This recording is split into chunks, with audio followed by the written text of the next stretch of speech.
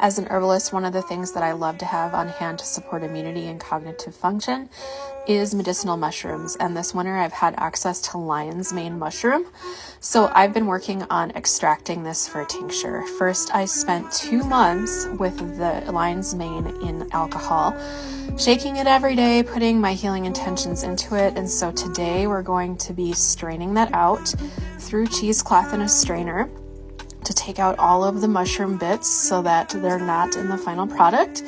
You can see how beautiful and dark that is, and we actually have quite a bit of mushroom material left over. So with this, then you want to gather that in your cheesecloth and you want to squeeze as much alcohol out of it as possible. So get your hands really clean and get ready to squeeze, squeeze, squeeze to get all of that goodness out. Sometimes it's hard to gather it and hold the phone at the same time. So here we are squeezing it out. Doesn't have to be perfect. You can see I'm spilling everywhere. Done is better than perfect every time. And so we're making sure that we're getting all that alcohol out. The alcohol has to be at least 1/4 of your final extract.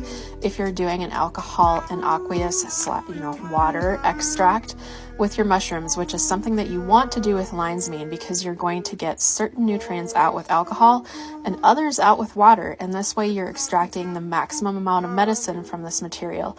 So there is our alcohol portion of our extract. And from here, the mushroom is going into a saucepan.